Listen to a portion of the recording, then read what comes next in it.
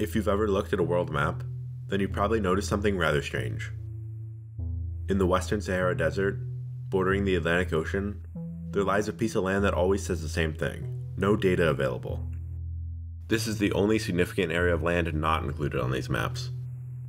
What nation wouldn't want an extra 690 miles of coastline in a land area the size of New Zealand? Well, this situation is rooted deeply in both European and African geography and politics. To understand why this border anomaly exists, we first need to look at geography. Western Sahara is, well, in the Western Sahara. This means the majority of human activity is restricted to the coast, causing the region to have a very small population relative to land area. For example, let's compare this to a US metropolitan area. With a mere 2,000 more inhabitants than Western Sahara, the Scranton, Wilkes-Barre, Hazleton, Pennsylvania metropolitan area fits the bill pretty well. This metro area has an area of 1,776 square miles, while Western Sahara has an area of 102,703 square miles. That means Western Sahara is 5,682% larger than our Scranton example, and is still 2,000 inhabitants smaller. Despite this land being mostly useless, uninhabitable desert, it remains a point of contention to this day. The history of this dispute can be traced back to European colonialism in Africa. The story of modern Western Sahara began in 1884, when Spain claimed a protectorate coastline spanning from Cape Beaudejor to Cape Blanc. Holding this claim as is for 74 years, Spain would later combine its separate territories to form Spanish Sahara in 1958. At this time, almost all of the African continent was claimed by one European power or another. This was following the formation of the United Nations, an organization opposed to colonization. Throughout the following decade, the UN made a widespread effort to decolonize Africa. One of the most important nations in Western Sahara's history is Morocco, which gained independence from Spain in 1956. Following this, Morocco claimed that it was the rightful owner of Spanish Sahara, as it had been part of the pre-colonial Morocco. Mauritania would make similar claims, before even becoming independent.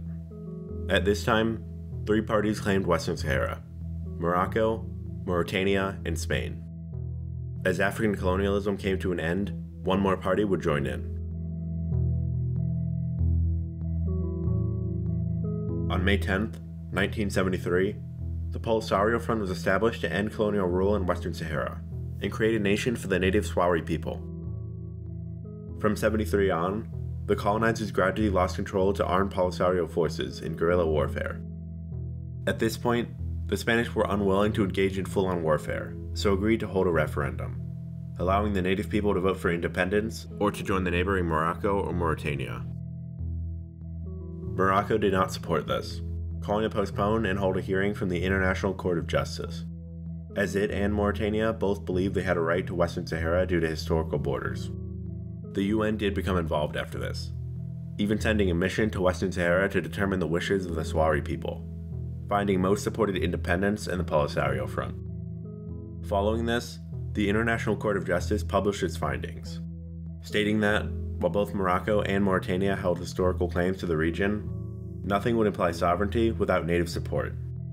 In protest of this, Morocco began planning the Green March, a massive strategic demonstration to force Spain to hand Spanish Sahara to it. The Moroccan government's plan came to fruition when 300,000 unarmed Moroccans, brandishing Moroccan flags, the Quran, and photographs of the Moroccan king, marched into Western Sahara. These demonstrators were met with no resistance from the Spanish, however were met with resistance from the newly formed Polisario Front. This resulted in an agreement between Morocco, Mauritania, and Spain, titled the Madrid Agreement, in which the Spanish Sahara territory was split in two, in return for phosphate and fishing concessions to the Spanish. The Polisario Front strongly opposed this agreement. Due to this, Spain, Morocco, and Mauritania came to another agreement, the Madrid Accords. This officially set up a timetable to end Spanish occupation of Western Sahara. Morocco would control the northern 2/3, and Mauritania would take control of the lower third. This was not a transfer of sovereignty, but rather a temporary solution. As Morocco and Mauritania moved to hold their land, they were met with significant resistance from Polisario forces. At this time, all Spanish forces had been removed from Western Sahara, allowing the Polisario Front to declare independence as the Sahrawi Arab Democratic Republic on February 27, 1976. This new nation turned to the weak army presence of Mauritania, raiding Nouakchott first, the capital of Mauritania. Mauritania eventually succumbed to this unrest, transferring its one-third of Western Sahara to the Sahrawi Arab Democratic Republic. Morocco took advantage of this, claiming this land and, in turn, all of Western Sahara. After 16 years of war, Morocco and the Sahrawi Arab Democratic Republic finally reached a ceasefire agreement. They also agreed to hold a referendum within 6 months of signing. However, this has yet to be held to this day, despite multiple attempts. This brings us to the modern day, where Morocco retains control over 80% of Western Sahara, and the Polisario Front is headquartered in Algeria, as its land is almost entirely desert.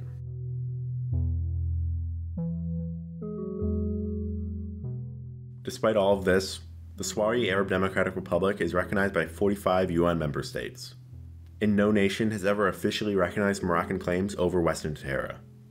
The disputed nation is in the same boat as Kosovo, Taiwan, Palestine, and Northern Cyprus, conflicts that may not have a solution to please everyone.